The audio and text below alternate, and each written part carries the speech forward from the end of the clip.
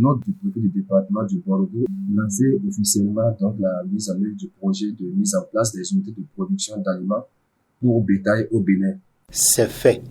Le projet de mise en place des unités de production d'aliments pour bétail au Bénin, financé par la Communauté économique des États de l'Afrique de l'Ouest, CEDEAO, et porté par le Centre africain pour le développement équitable, ACED, a été lancé le mercredi 20 septembre 2023 autour de cette table à la mairie de Tchaourou. L'événement a réuni les acteurs de développement clés de la filière laitière de la dite commune.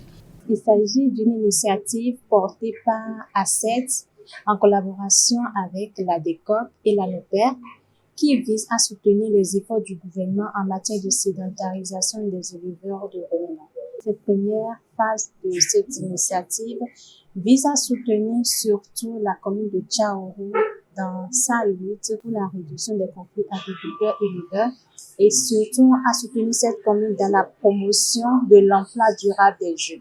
Nous avons 500 éleveurs pour cette phase pilote et 20 jeunes que nous allons installer sur un site à aménager et complètement irrigué pour faciliter la production continue toute l'année de fourrage galatogène notamment et d'aliments pour bétail fabriqués à partir des résidus agricoles. Cette phase pilote du projet cadre parfaitement avec la vision du gouvernement béninois dans sa dynamique de mettre en place un vaste programme de sédentarisation des éleveurs de ruminants. L'élevage et la pêche aujourd'hui occupent une place importante dans la vitalité économique et financière de la République du Bénin. Et c'est eu égard donc cette importance-là que le chef de l'État, dans le souci de remédier un tant soit peu les conflits entre agriculteurs et éleveurs, les conflits entre les populations donc du Bénin, a imaginé ce programme-là qui est dans sa phase donc active de mise en œuvre depuis quelques temps. Occasion pour le représentant du maire de Tchaourou d'inviter tous les acteurs concernés par ce projet à œuvrer afin de faire de la commune de Tchaourou une référence en la matière. Je voudrais demander à nous, les bénéficiaires, et aux acteurs directs qui sont concernés par ce projet, de prendre toutes les dispositions qui peuvent faire le chaud pas dans notre commune. Et après le lancement de la phase pilote de ce projet, les acteurs impliqués dans sa mise en œuvre ont effectué une descente sur le site de production d'aliments pour bétail retenu à Atiraparou, un village dans l'arrondissement de Tchatchou. Des plans ont été mis en terre pour la sécurisation du domaine. Aujourd'hui, nous avons entamé la première étape de la sécurisation du site de production. On s'engageait sur 20 hectares, mais la population nous a accueillis généreusement et nous a offert 25 hectares pour cette phase pilote. Donc, on est venu avec l'inspection forestière de la zone pour mettre en terre des plans afin de délimiter le pourtour de cette superficie. Et la deuxième étape serait d'appuyer les deux donateurs du site à obtenir leur ADC. Et l'essence qui a été choisie, c'est le Mélina arborea. Aujourd'hui, on aura à mettre en terre 1000 plants. 1000 plants pour ceinturer le domaine. Les plants que nous mettons en terre, bien vrai, c'est pour sécuriser le domaine, mais ça aura aussi un intérêt pour les éleveurs, parce que Mélina, c'est une essence forestière, et d'ici là, ils auront besoin de bois. À des moments donnés, ils peuvent même faire des prélèvements.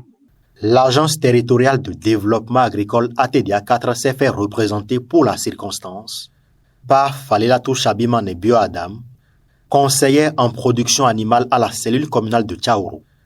Cette plantation va permettre de l'abri à nos animaux qui vont abriter ce domaine. Ça va donner de l'abri aux pasteurs, c'est-à-dire ceux qui accompagnent les animaux pour le pâturage. En tout cas, et ça sauvegarde aussi l'environnement. On ne cesse de constater qu'il y a la désertification, mais aujourd'hui, avec la mise en terre de ces plants, je crois que l'environnement aussi est sauvé. Ce site fourrager sera très bénéfique pour ces pasteurs et ont donc intérêt à le préserver. On a déjà des dispositions, le décret de juin pris par le président de la République et interdit formellement le déplacement du troupeau d'une commune à une autre. Ça veut dire qu'ils ont intérêt a fait en sorte que ce site fourrager permette à leurs propres animaux d'alimenter leurs propres animaux. Ce qui est déjà un premier aspect donc pour eux, pour sauvegarder ce site. Le deuxième aspect, c'est qu'il sert de champ-école. Il permet de trouver de l'emploi à leurs enfants parce que chacun sera responsable d'une parcelle et cette parcelle-là, la production fourragère lui revient. Il y aura des banques fourragères qui seront installées. Il y aura des compléments alimentaires qui seront, on les formera à faire des compléments alimentaires. Après la mise en tête de ces plans, des engagements ont été pris pour la réussite de la phase pilote de ce projet. Je pense que le projet est venu dans le développement de la communauté, peut même je peux le dire. On attendait ça et c'est venu. Donc avec l'amour et sagesse, le projet et les jeunes ne vont pas déserter. Ils vont conduire le projet à bon terme.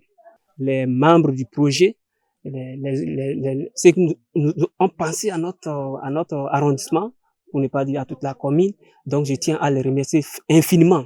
Et par la grâce de Dieu, les bœufs ne vont plus mourir de faim parce que, vu ce qui est l'importance du projet, le contenu du projet, les bœufs ne vont plus mourir de faim.